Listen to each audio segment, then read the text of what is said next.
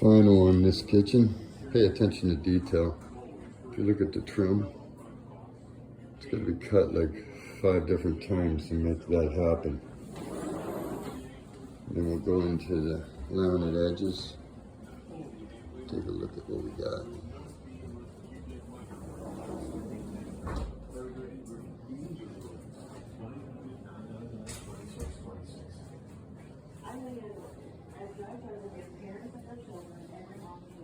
Another laminate edge.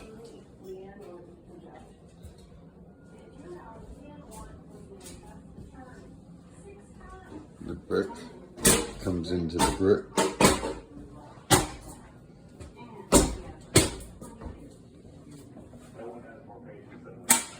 Bricks being stepped up into the microwave into the upper cabinets.